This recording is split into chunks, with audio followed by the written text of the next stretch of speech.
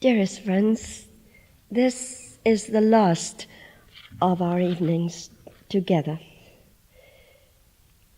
And I thought perhaps we could begin this last session with some extracts from Major Tudor Pole's diary. It was written in November 1918, after the end of the war. Major Tudor Pole had been in Haifa, and he had come across to Akka. And he said, "How often have I pictured myself in these surroundings? I have longed to be here ever since those distant days in 1908, when I first heard of the Bahá'ís when I was in Constantinople. I arrived at Haifa at 8 p.m. Immediately on arrival, I sent a messenger to Abdul-Baha's house further up the mountain, asking to be allowed to present myself. Two of the younger Persian believers came down at once to see me. One was Mirza Ahmad Sorab, and they told me the master was at Akka and was not expected back for several days. Next morning, I hired a 2-horse carriage and, leaving my servant and the luggage at the hotel, set off for Akka. The journey has been described too often to bear repetition. It is perfectly fascinating. There is no road between Haifa and Akka, and the light railway has been torn up. So one drives for 2.5 hours around the bay, on the hard sand close to the blue, blue sea. Half the time, the carriage is in the sea, because the harder sand is where the waves lap over it. From a distance, the ancient walled city of the Crusades looks most picturesque, standing right up out of the water, and reminds one a little of a miniature Istanbul. But Akka from the inside is an awful place, full of smells and slums and dirt. Its one feature of beauty is the sweet and abundant water supply, brought into the city from the distant hills along a Roman aqueduct. At last we reached the master's house, close to the sea wall, but shut in on all sides by slums and courts. A long stone stairway leads up to the living room in this prison house, where Baha'u'llah spent the last years of his life and where his son has lived on and off for 40 years. The master was standing at the top, waiting to greet me with that sweet smile and cheery welcome for which he is famous. For 74 long years, Abdul-Baha has lived in the midst of tragedy and hardship. Yet nothing has robbed or can rob him of his cheery optimism, spiritual insight, and keen sense of humor. He was looking a little older than when I saw him 7 years ago, and certainly more vigorous than when he was in England after the exhausting American trip.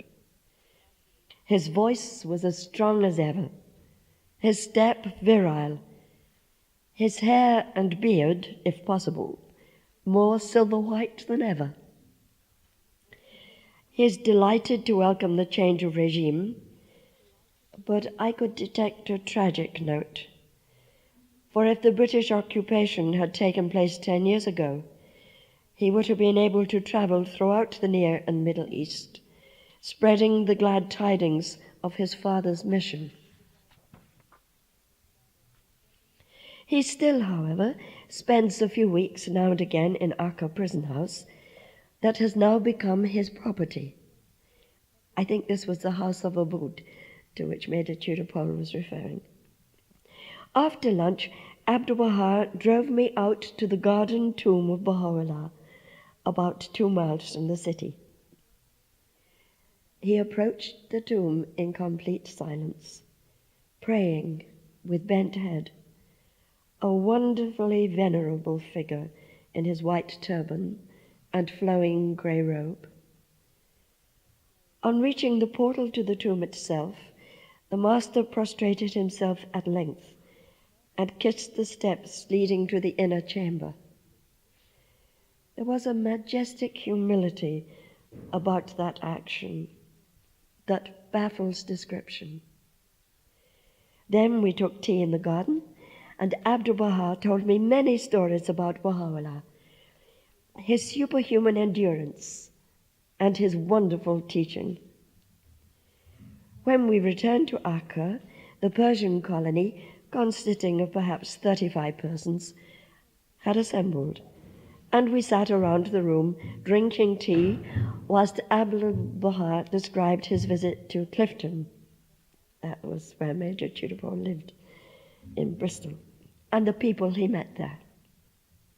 Then I went to pay my respects to the military governor, curious to discover what he knew of and felt about the greatest religious personage in Asia today. The governor was full of a demonstration he was arranging for the morrow in celebration of world peace.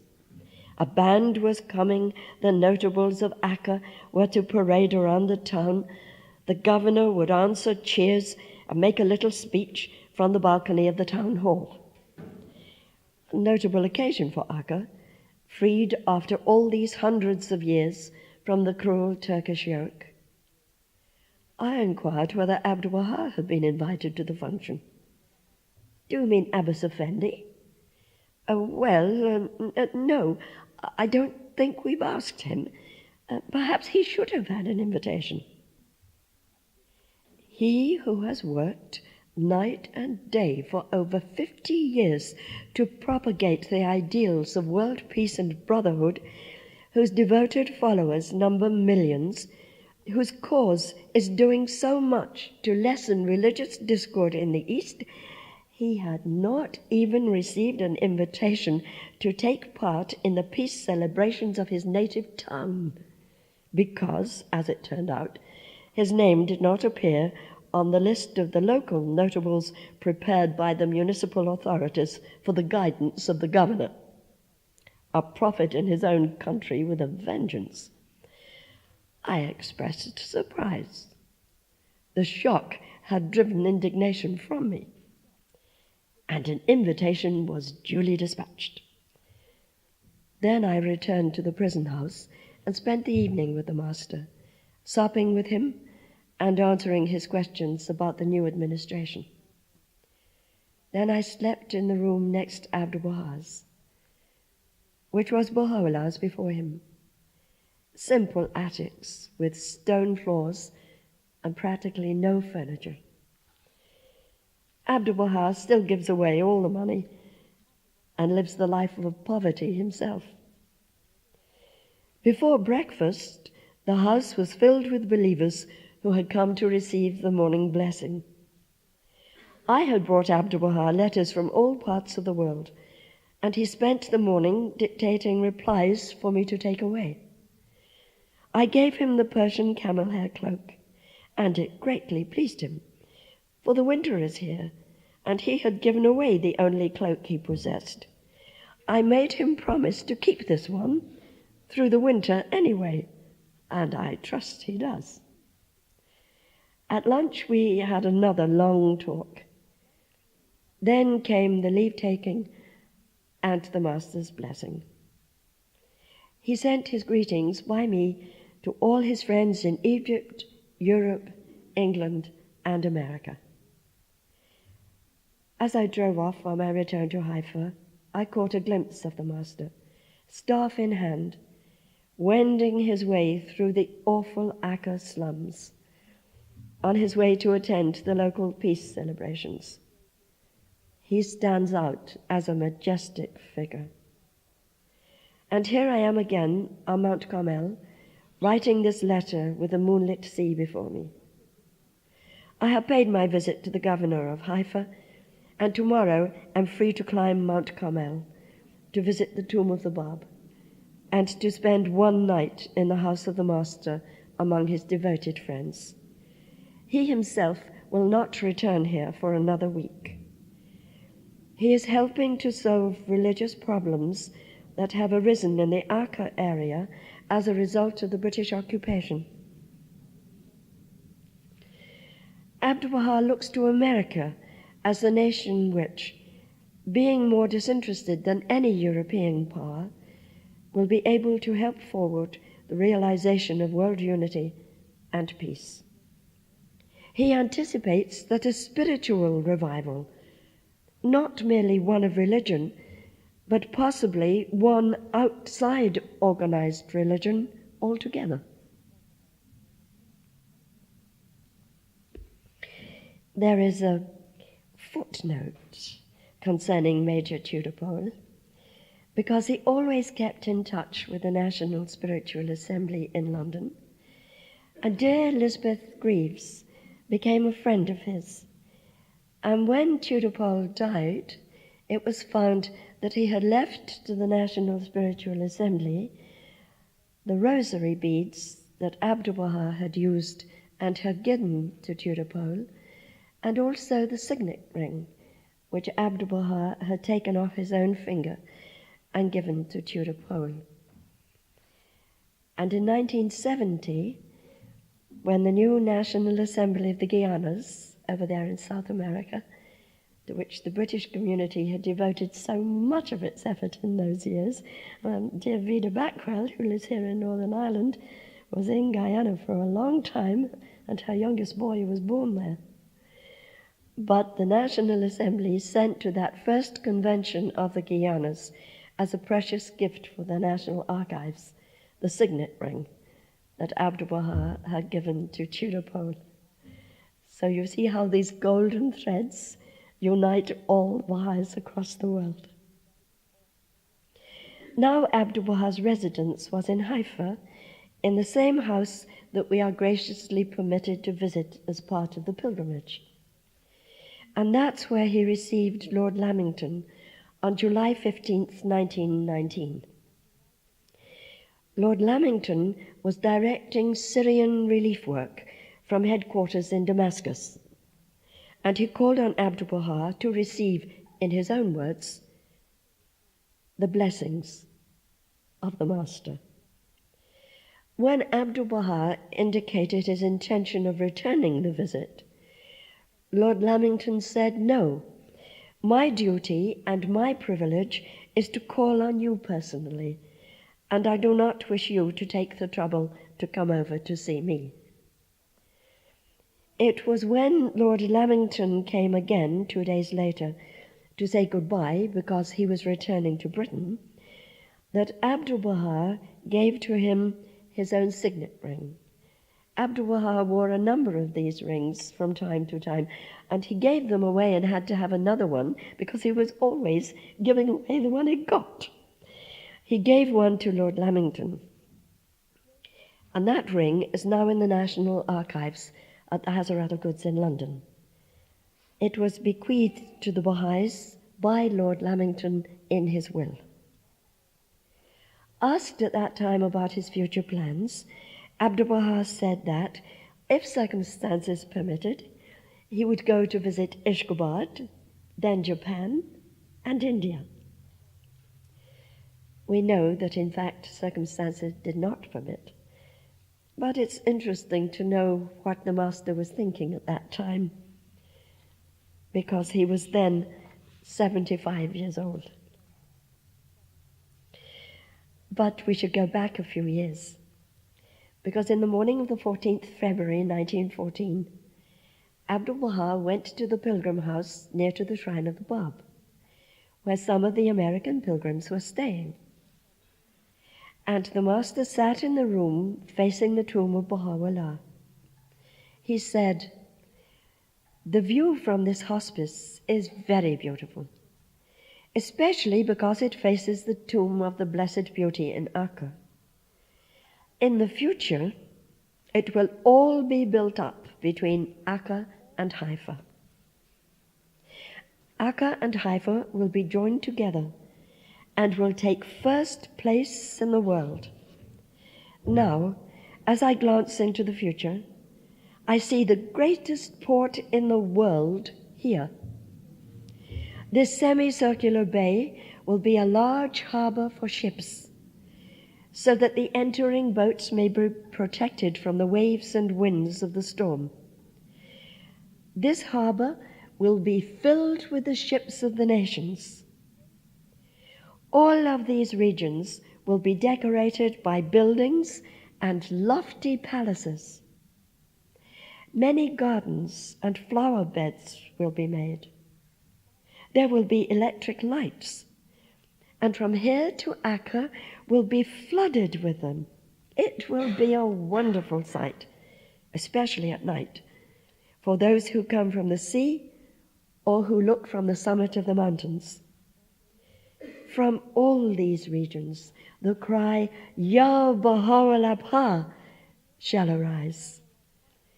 All the souls will come in a state of supplication, imploring and chanting the communes.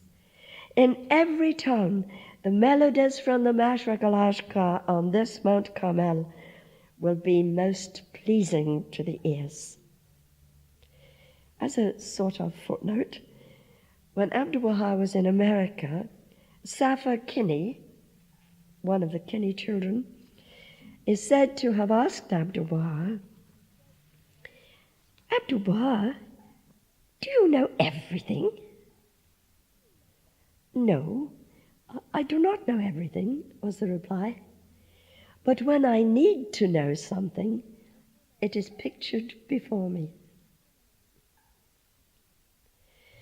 Then there are some lovely stories from Curtis Kelsey, the young American who went to Haifa in 1921. But first, we must start with an experience of Mr. Roy Wilhelm, a Baha'i in Manhattan, because one day he read the words of the Bab written in the prison fortress of Marku.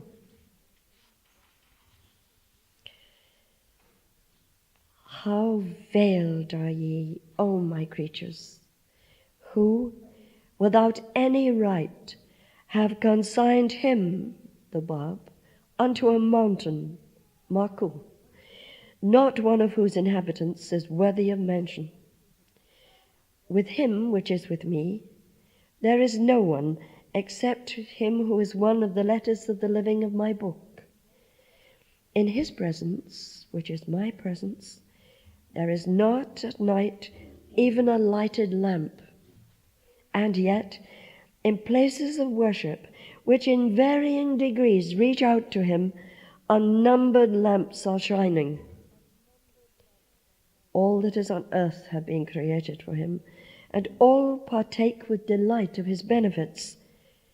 And yet they are so veiled from him as to refuse him even a lamp. Roy Wilhelm was so moved by this that he wrote immediately to Abdul-Baha asking permission to send a lighting plant to Haifa to light the shrine of the Bab. And very shortly he received a cable from the master stating that 3 plants were needed. Roy instantly responded. In a matter of weeks, the machinery was on its way to Mount Carmel, where it remained for about a year. Some of the friends in the United States were aware of the project, and they tried to speed things up. A Californian believer sent a young electrical engineer over to do the work. But the master, saying thank you, sent him back, saying it wasn't yet the time. And a Persian, Husseini Karubei, does that mean Hussein the electrician? Anyway, he also traveled to Haifa to ask Abdul-Baha if he could work on the project. The master said that when the time was right, he would be called to assist. And he was. Eventually, young Curtis Kelsey, whose name had been suggested to Abdul-Baha by Roy Wilhelm, arrived in Haifa with the task of installing the electric lighting. And Curtis described Haifa in September 1921.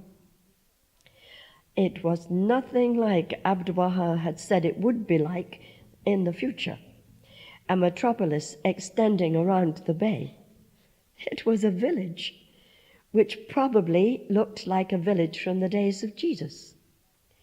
There were Arab women carrying jars of water on their heads, merchants selling their wares in the open, Arab men gathered in the shade smoking bubble pipes, a couple of camels tied to a post and unbothered by the scorching sun.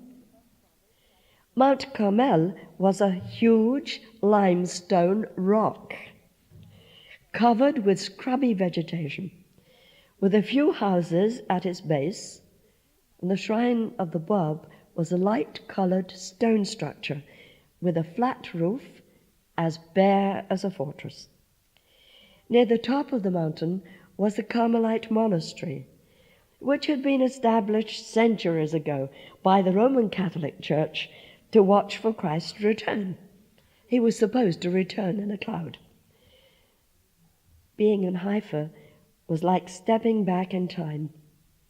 Certainly a different world from the Woolworth buildings in New York and its sleek elevators.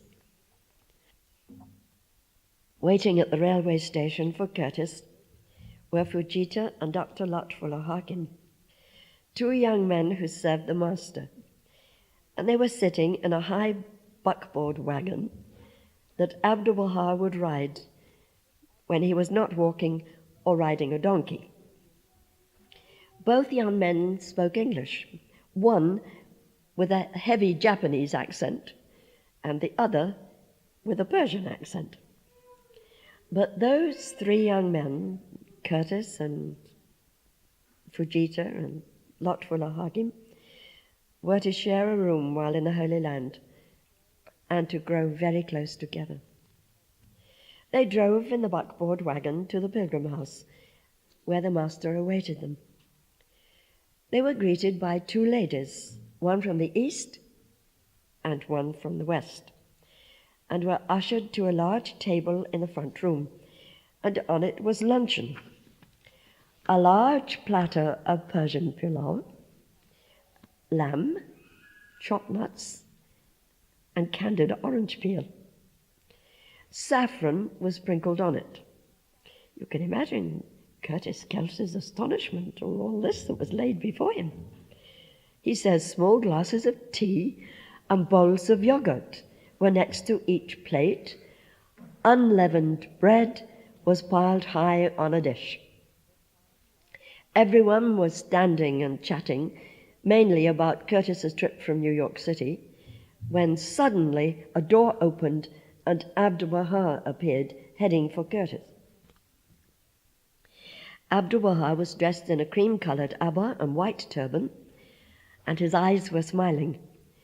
The master shook Curtis's hand and said, "Marhaba, marhaba.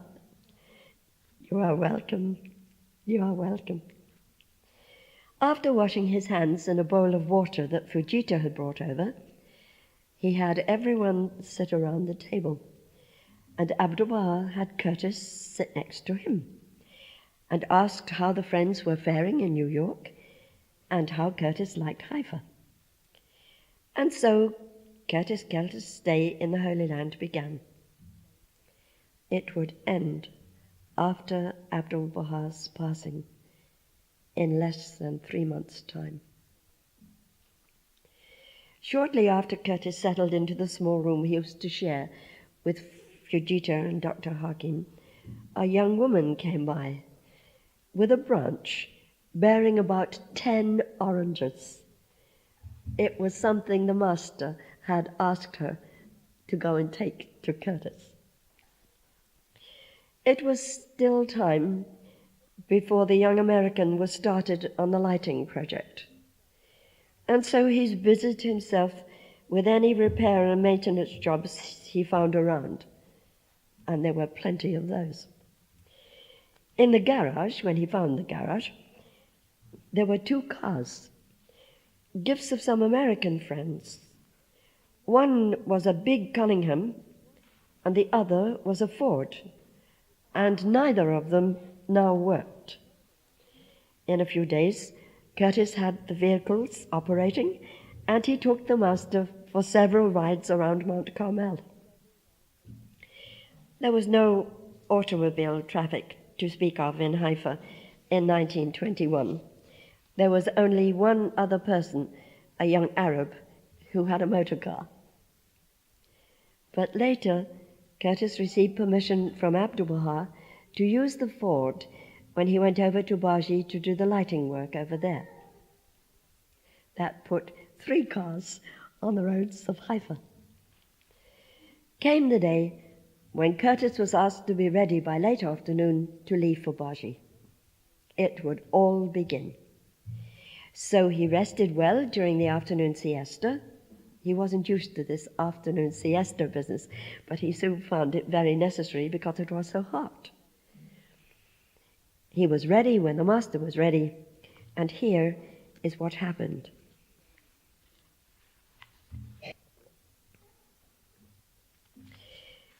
Before leaving, Curtis, Ruhi Afnan, one of the master's grandsons, and a servant by the name of Khosrow gathered the food and tools and put them into the high buckboard wagon. With the master aboard, they headed for the railway station, a sleepy little place where local Arabs like to congregate with their camels. The train, filled with chattering people and their chickens and goats, was waiting for Abdul-Baha and his party. But the master sat down on a bench inside the station house. Outside, the conductor paced the platform.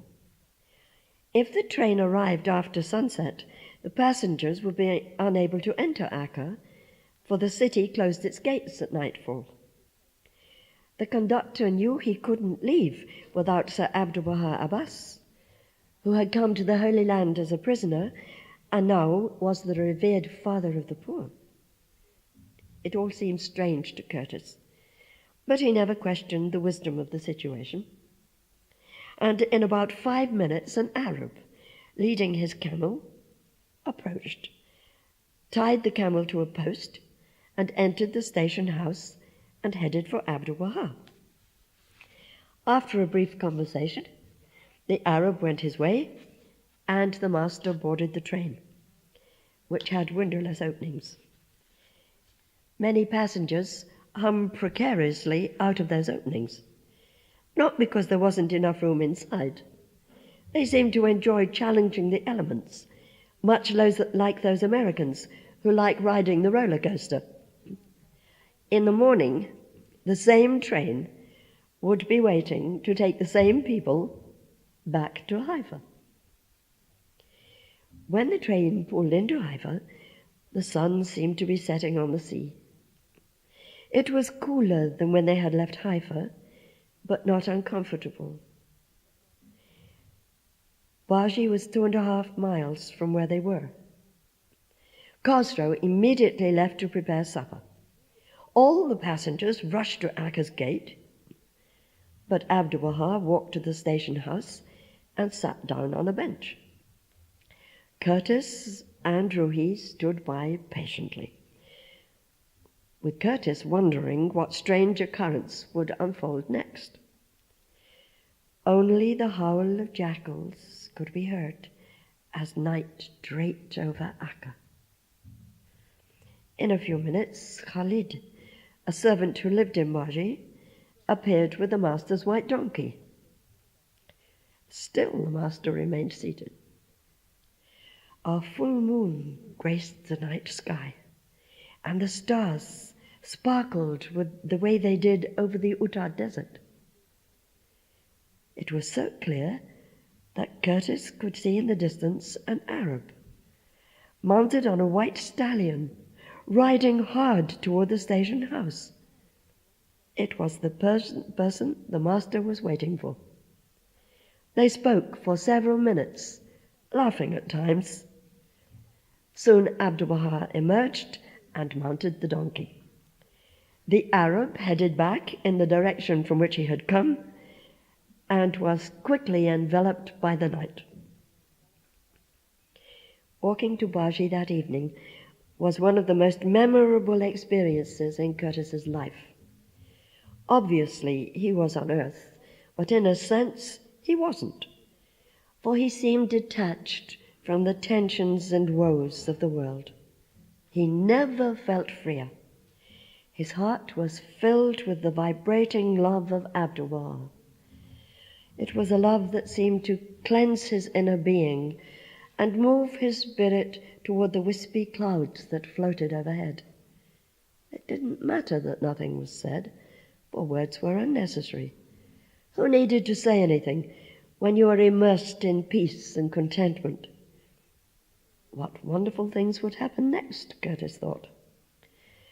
After a while, the master pulled his abba over his shoulders and spoke in English. Beautiful night, beautiful moon, beautiful clouds. No one else commented. A moment or two later, Abdul-Baha turned to Curtis, who was on his right, and said, "Are you finding it difficult to walk?" What could he say, Curtis thought, for in a sense he wasn't walking. Rather, he was in the embrace of the master. "I'm very happy to be walking with you," he told Abdul-Baha. If he had been more eloquent, he would have said what he really felt. But the master knew why Curtis felt the way he did, for he said, "You feel this way because you are filled with love." And at that point, Curtis felt he could have floated. When they reached Baji, they didn't go into the mansion because at that time it was held by the covenant breakers. Instead, they were to spend the night in a small building near the shrine of Baha'u'llah. Its 4 rooms surrounded an open inner garden with an orange tree. Many of us know that house and the open inner garden. In the dining room, Khosrow had spread out the dinner. A platter of small squash stuffed with rice, meat, and candied orange peel. I would think that Curtis loved the candied orange peel because every time it arrives, he mentions it. There was a bowl of yogurt at each place, as well as a glass of tea, also a pitcher of sour milk, and a large bowl with oranges, pomegranates, and bunches of Damascus grapes. The conversation was engaging, but not profound. In fact, most of the talk was about food, with Abdul-Baha pointing out how tender the grapes were and how special the tea was. Curtis felt that around Abdul-Baha, people did useful things. Being enveloped in a mystical trance was not conducive to furthering an ever-advancing civilization. Abdul-Baha, Curtis knew, was the epitome of moderation. Even divine reading had its limits. A flight into spiritual realms shouldn't propel you away from the cares of the world, but inspire you to be of service to others. Having been near the master for nearly a month, Curtis discovered that he had a way of transporting you into those mystical realms and then gently leading you back to the world, which Abdul-Baha considered a workshop where, through serving others, you sharpen and strengthen your character and draw closer to God. In fact, Abdul-Baha once said, "The world is a workshop, not an art gallery."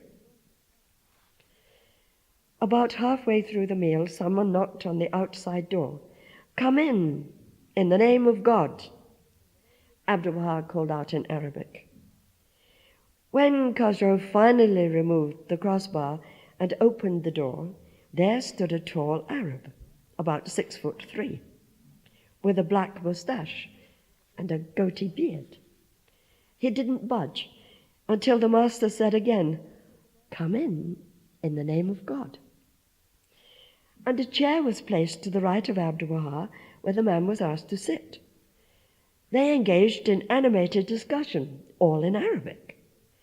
At that point, the master pushed his turban back on his head, and he and the man started laughing. Soon, Ruhi began to laugh.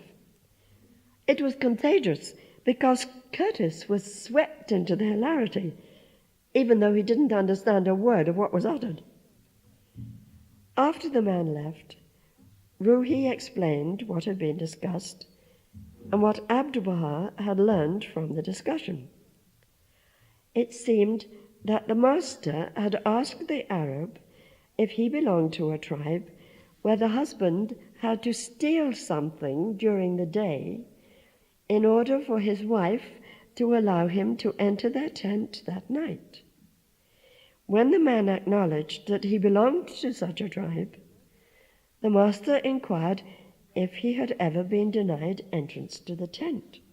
Never, the man declared.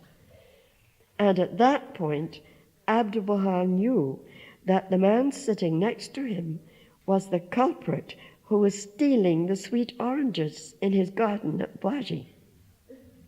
So the master asked the man if he had ever tried eating sour oranges. When the Arab grimaced, Abdul-Baha assured him that they tasted delicious with sugar. The next day, Abdul-Baha discovered that many of the sour oranges had been stripped from his trees.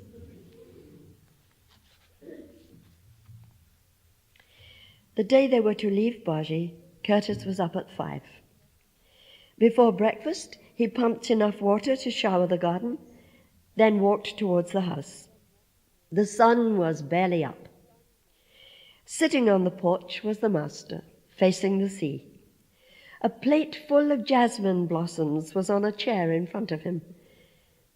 As Curtis approached the porch, he could smell the blossoms. It was like being in the shrines, where the floral fragrance was always present and there was peace. Abdul-Baha motioned to Curtis to sit beside him and then poured him a cup of tea. "Did you sleep well?" Curtis asked. The master smiled and said in English, "Last night I slept very well." Continuing to smile and looking at Curtis with a twinkle in his eye, he paused. And then he asked, "Is my English good?" "Yes," Curtis responded, "and I must learn Persian." "That would be very good." After that, nothing more was said. Abdul-Baha and his American electrician watched the dawn chased away by the brilliance of golden daylight. Curtis went with Ruhi and Abdul-Baha to the shrine of Baha'u'llah. Before entering, they removed their shoes. There was Curtis, tall, slender, open-faced, standing beside Ruhi and about 3 feet behind the master, at the threshold of the sepulchre that contained the bodily remains of the Blessed Beauty. Again, this simple young man from the West had been lifted into a heavenly state. Nothing but the pleading voice of Abdul-Baha could be heard. Every other sound and thought vanished. Though he couldn't understand a word, Curtis was moved by the emotion of Abdul-Baha chanting the tablet of visitation. There was no semblance of self from the figure before Curtis, just a total expression of devotion, a surrendering of the will, an outpouring of love so intense that it seemed the master was offering his heart to Baha'u'llah. After prostrating before the threshold for several minutes, Abdul-Baha stood and asked Curtis and Ruhi to collect the rugs and ornaments in the shrine, because they were to be taken to the house of Ubud in Akka that afternoon. When that was done, The master asked Curtis to come with him. Curtis didn't wonder where they were going or what was going to happen. That no longer mattered.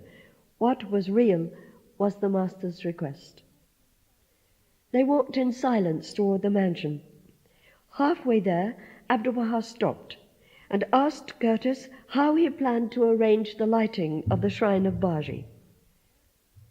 A surge of confidence swept over Curtis, and without hesitating, he explained that he would place underground lighting in the inner garden of the shrine so that light would shine up through the flowers.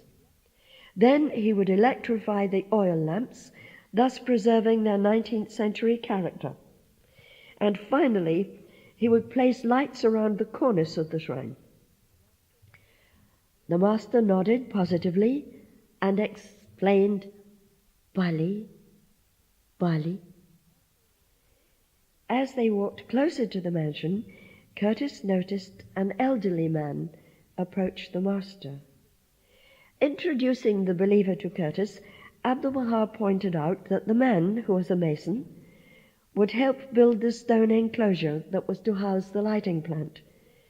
The fact that the man didn't speak English and Curtis didn't know Persian or Arabic was never mentioned. It was understood that all would work out well. In Abdul-Baha's mind, Curtis felt, the electrification project was done. It was only a matter of time before the world would appreciate the effort. The only thing that was necessary was the implementation of the plan.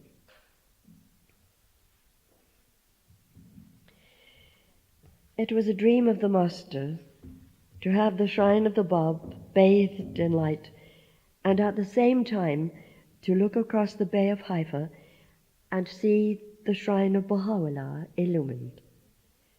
So that this would happen, he told Curtis, you are to spend 2 weeks working in Baji, then return to Haifa to work on the shrine of the Bab for 2 weeks, and you are to follow this pattern until you have completed your work. After making sure that Curtis understood all that, Abdul-Baha introduced him to the young Persian who had come from India, as promised, Hussein the electrician. Abdul-Baha said that Hussein was going to help Curtis and assured him that they would learn to work well together even though they couldn't understand each other's language. The lighting project was underway. The days and weeks passed by in the Holy Land. Then, at dawn one day, elderly Abul Hassan, who belonged to the family of the Bab, committed suicide. He was an able workman at the World Centre, and Abdul-Baha loved him dearly. His suicide was a carefully calculated act. He settled all his personal affairs, then he strode down to the sea, folded his clothes neatly, and left them on the bench, the beach, and walked into the sea. His death grieved Abdul-Baha. On the day of the funeral, the master helped to carry Abul Hassan's coffin to the gravesite. That night, at his home in Haifa, Abdul-Baha spoke to the friends about suicide. He said, no one should injure himself on purpose or take his own life. God never places a burden on us greater than we can carry. Each burden we endure is for our own good and development.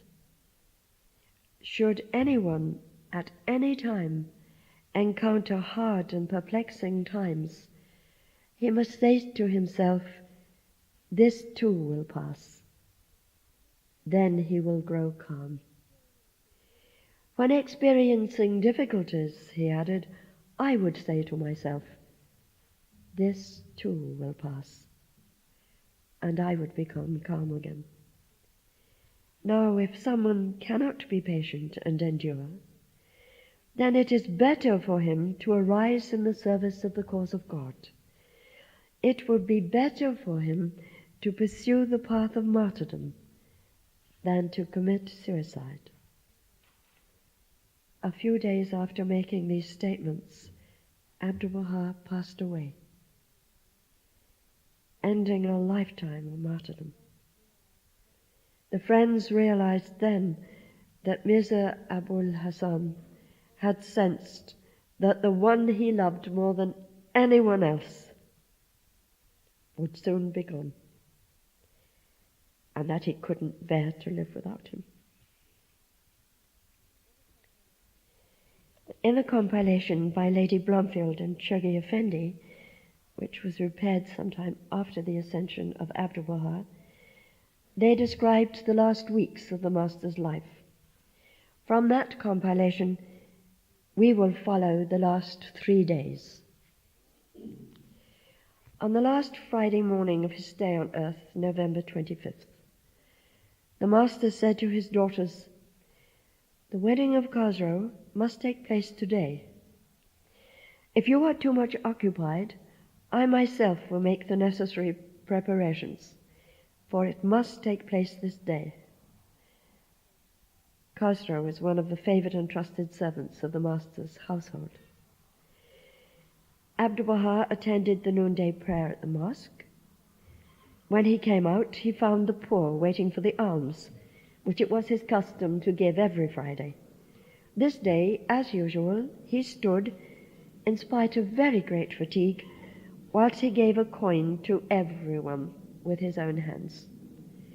After lunch, he dictated some tablets, his last ones, to Ruhi Effendi. When he had rested, he walked in the garden. He seemed to be in a deep reverie.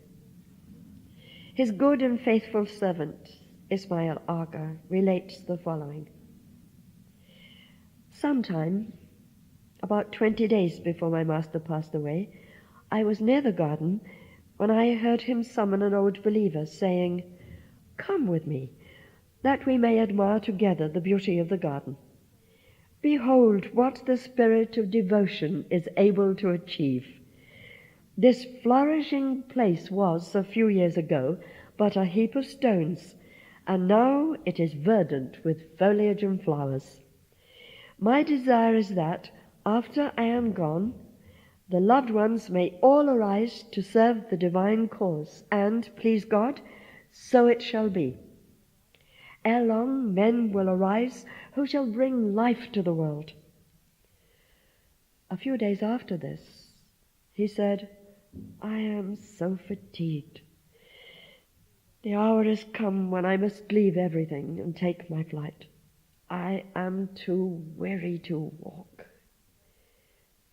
Then he said, "It was during the closing days of the Blessed Beauty, when I was engaged in gathering together his papers, which were strewn over the sofa in his writing chamber at Baji, that he turned to me and said, 'It is no use to gather them.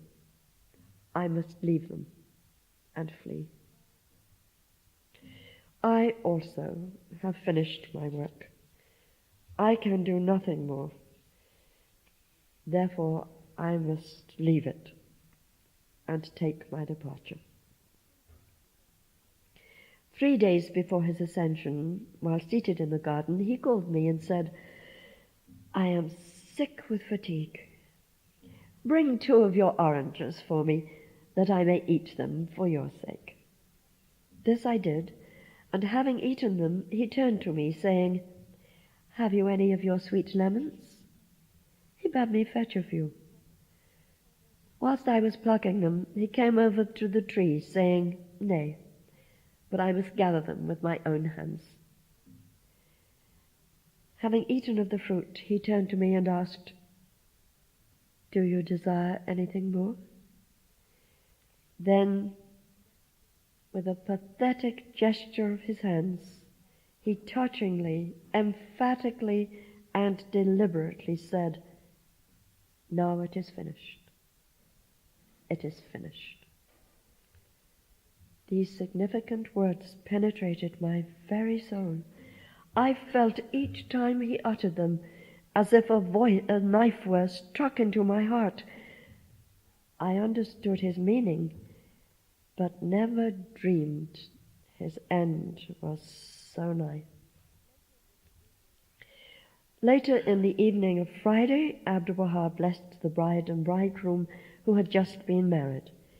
He spoke impressively to them. "Khosrow," he said, "you have spent your childhood and youth in the service of this house. It is my hope that you will grow old under the same roof, ever and always serving God." During the evening, he attended the usual meeting of the friends in his own audience chamber. In the morning of Saturday, November 26th, he arose early, came to the tea room, and had some tea. He asked for the fur-lined coat which belonged to Baha'u'llah. He often put on this coat when he was cold or did not feel well. He so loved it. He then withdrew to his room, lay down on his bed, and said, "Cover me up. I am very cold. Last night I did not sleep well. I felt cold. This is serious. It is the beginning." After more blankets had been put on, he asked for the fur coat he had taken off to be placed over him. That day he was rather feverish. In the evening his temperature rose still higher, but during the night the fever left him. After midnight he asked for some tea. On Sunday morning, November 27th, he said, "I am quite well, and will get up as usual and have tea with you in the tea room." After he had dressed, he was persuaded to remain on the sofa in his room. In the afternoon, he sent all the friends up to the tomb of the Bab, where on the occasion of the anniversary of the declaration of the covenant, a feast was being held, offered by a Parsi pilgrim who had lately arrived from India. At 4 in the afternoon, being on the sofa in his room, he said, "Ask my sister and all the family to come and have tea with me." After tea, the Mufti of Haifa and the head of the municipality, another visitor, were received by him. They remained about an hour. He spoke to them about Baha'u'llah, related to them his second dream, showed them extraordinary kindness and even more than his usual courtesy. He then bade them farewell, walking with them to the outer door, in spite of their pleading that he should remain resting on the sofa. He then received a visit from the head of the police, an Englishman, who too had his share of the master's gracious kindness. To him he gave some silk, hand-woven Persian handkerchiefs, which he very greatly appreciated. His 4 sons-in-law and Ruhi Effendi came to him after returning from the gathering on the mountain. They said to him, "The giver of the feast was unhappy because you were not there." He said to them, "But I was there. Though my body was absent, my spirit was there in your midst. I was present with the friends in the tomb. The friends must not attach any importance to the absence of my body. In spirit I am and shall always be with the friends, even though I am far away."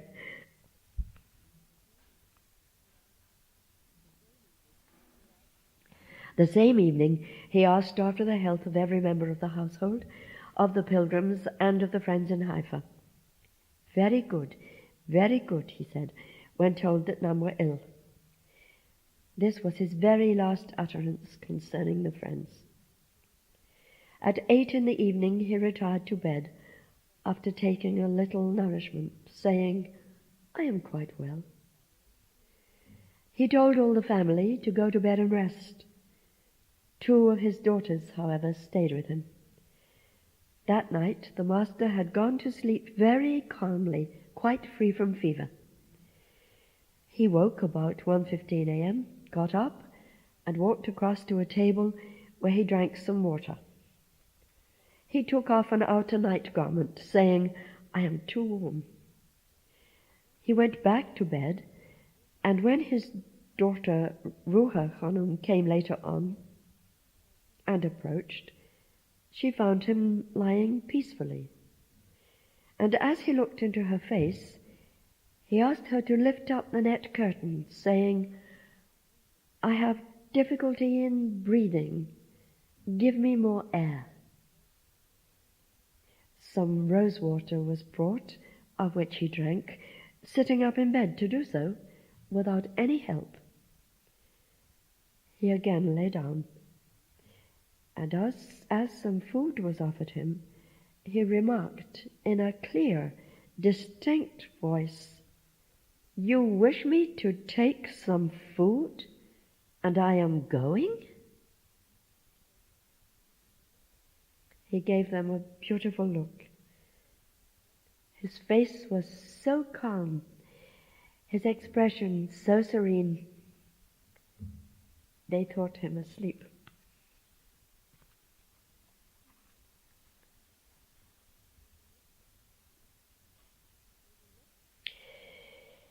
We will look for the rest of that night and the next 2 days to see them through the eyes of the young American.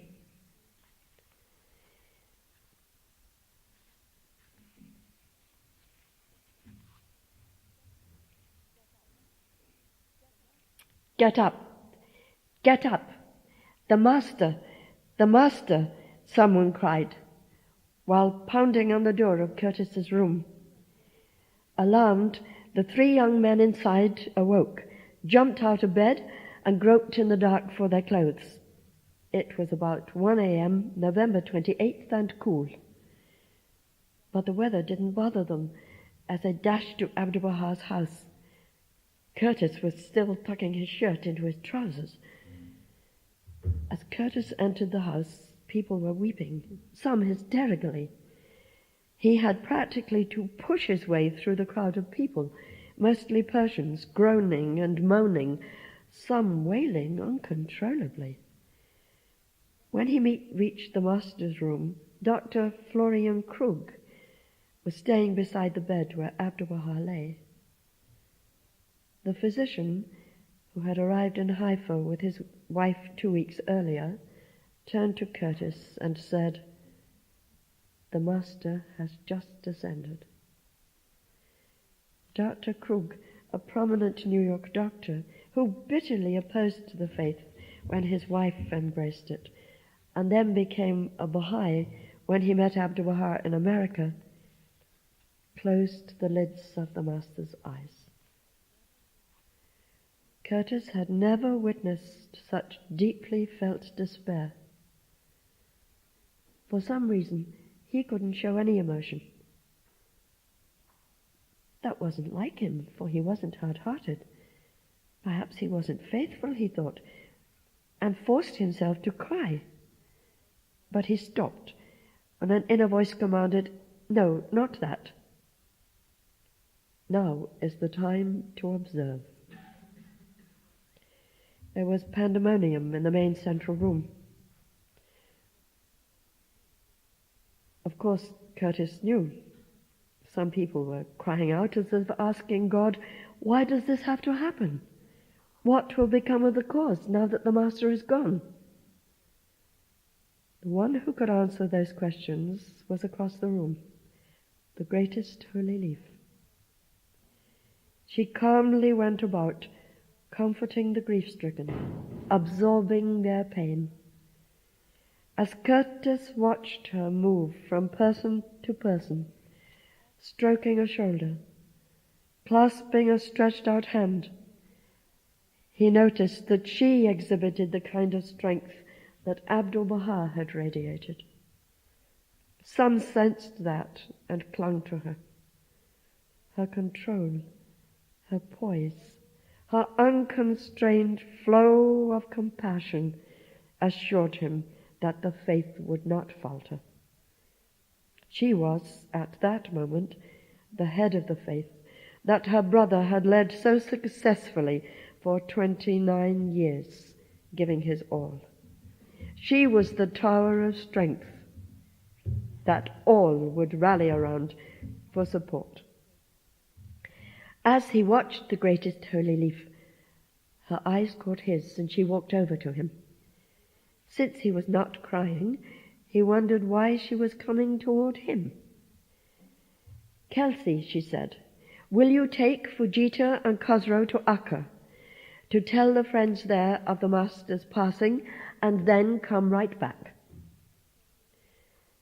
It was about 2:30 in the morning when they piled into the Master's Ford with Curtis in the driver's seat, Fujita beside him, and Khosrow in the back. There was no longer any chill in the air. In fact, it was a balmy night, the same kind of night as when Curtis had walked with the Master to Baji. The only sounds were the rhythmic beat of the surf washing over the beach and pulling back to the sea, and the near quiet crying of Fujita and Khosrow. Tears welled up in Curtis's eyes as he thought of Abdul-Baha and his experience with him during the past 2 months, and he began to cry openly when he thought of what a shock the Master's passing would be to the friends across the world. It was more than losing a close friend or a member of your family. So many would feel that their link with God had been severed. Though Curtis was weeping, he kept driving.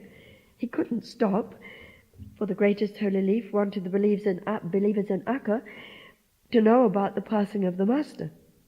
Curtis began to pray for strength. Soon all three stopped crying, because they were approaching a stream that they had to cross in order to reach their destination. The car stopped, and Khosrow waded into the water, searching for a sandbar. Without one, it would be impossible to drive across the stream, which fed into the Bay of Haifa. In a matter of minutes, Khosrow found what he was looking for, and Curtis followed him, making it safely to the shore. They encountered another stream and conquered it in the same way. Sharing the sad news with the friends, especially after waking them, was difficult. All of them expressed disbelief. Some stared at the three young men as if what they had heard was part of a dream. Curtis's immediate instinct was to stay with the friends to try to comfort them, but they had to be back as soon as possible.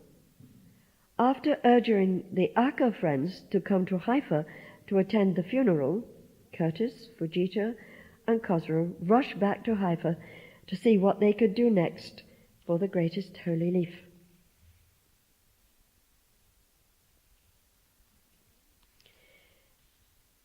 And then he describes the Master's funeral. Even in death, the Master was the cause of unity, advancing the principle of the oneness of humankind. People from all quarters of Haifa, poor and rich, marched side by side to Abdul-Baha's house, where the casket rested. Others had come long distances to attend the Master's funeral. The High Commissioner of Palestine, Sir Herbert Samuel, the Governor of Venetia, the Governor of Jerusalem, Druze leaders from the Lebanon mountains, Turks, Kurds, Arabs, Greeks, Egyptians, Germans, Swiss, Americans, Persians, and British were a part of the spontaneous outpouring of respect for Abdul-Baha that turned into a procession of 10,000. It was as if the Master was standing on the mountain top, arms outstretched, drawing the multitudes together as one family. Even the religious leaders, Anglican, Roman Catholic, and Greek Orthodox priests, along with the chiefs of the Muslim community and the Jewish leaders, marched together, united in their love and admiration for one they knew was brought to Palestine as a despised prisoner, and who rose out of the bondage of injustice through his deep love and unqualified service to all. They knew how often his life had been threatened, how small-minded men plotted to seize the Baha'i properties, which he guarded like a lion. And in the crowd were those who at one time were infected by the poisonous rumors circulated by the enemies of the faith and the covenant breakers, but who grew to love the Master after meeting him. Everyone knew that Abdul-Baha had helped to keep the people of Haifa and Akka from starving during World War I. Abdul-Baha had often spent hours on his feet giving sacks of wheat, which he himself had grown, to the poor of Haifa and Akka. There was no way they could repay him for what he had done for them. No wonder merchants closed their shops, teachers shut down their school, and government officials left their desks to be at Abdul-Baha's funeral. No one could remember the likes of the human outpouring of appreciation and love that was afforded Abdul-Baha. It was unprecedented. The people marched slowly up Mount Carmel, passing the coffin containing the remains of the Master, from outstretched hands to outstretched hands. People vied with each other for the privilege of carrying the casket for only a moment. And they weren't Bahá'ís. For 2 hours they marched, as many wailed, "O God, my God, our Father has left us, our Father has left us." Halfway to the shrine, a troop of Boy Scouts placed a wreath on the coffin. When the procession finally reached the garden at the shrine of the Bab, the casket, draped with a simple paisley shawl, was tenderly placed upon a plain table covered with a white linen cloth. People pressed closer to the coffin, a last expression of love for their dear departed friend. There were 9 speakers, leaders of Jewish, Christian, and Muslim communities. With fervor and passion, they hailed him as the true friend of the poor and downtrodden, praised him for his work in developing understanding between different religions and different races, and called him the leader of mankind. The crowd heard a saint being described, and they knew it was an accurate description, for many had been the recipients of his love and care. The casket was lifted carefully from the table and placed on the broad shoulders of the shrine's caretaker, who stepped slowly into the vault in the room next to the one sheltering the remains of the Bab. Only one man could take the casket down, for there was no room for anyone else.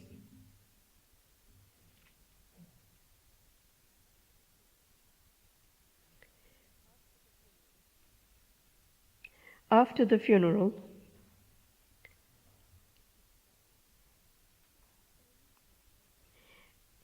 this same caretaker, a powerful man, realized why the Master had asked a puzzling question the day before he passed away.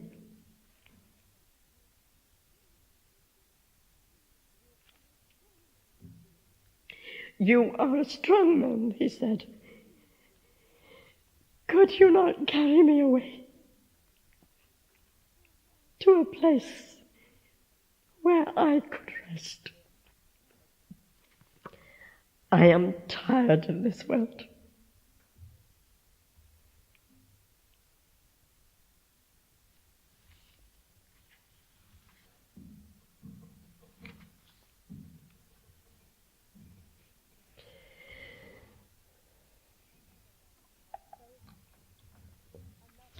And so another document was added to the precious documents of the covenant, the will and testament of Abdul-Baha, which the beloved guardian called the Charter for the Building of the World Order. In it, Abdul-Baha appointed by name his eldest grandson, Shoghi Effendi, as guardian of the cause of God. There are just two more things. When Mirza Ali Akbar was leaving for Constantinople, Abdul-Baha counseled him, and these are the Master's words. Wherever thou goest, announce the wonderful Baha'i greeting to the teachers of the course, and tell them on my behalf the responsibility of the steady progress of the course depends on you. You are the physicians of the sick body of the world of humanity. Why are ye silent? Shout! Why are ye sitting? Move! Why are ye quiet? Stir! This is not the day of rest and comfort. Let the world profit by your teaching and learn from your example.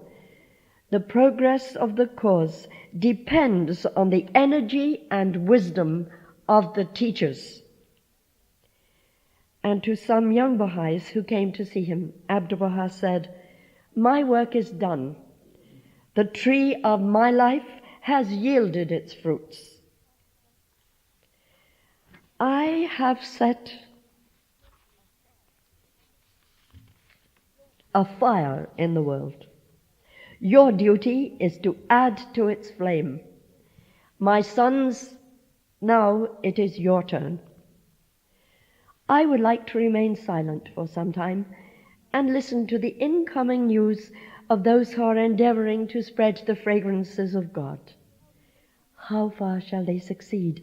How will they promote the word of God? How will they raise the melodies and sing the songs of Ya Baha'u'l-Abha? Assuredly, the blessed perfection is with such souls. They shall see with their own eyes the confirmations of Baha'u'llah, just as I saw them when addressing large gatherings in churches and temples.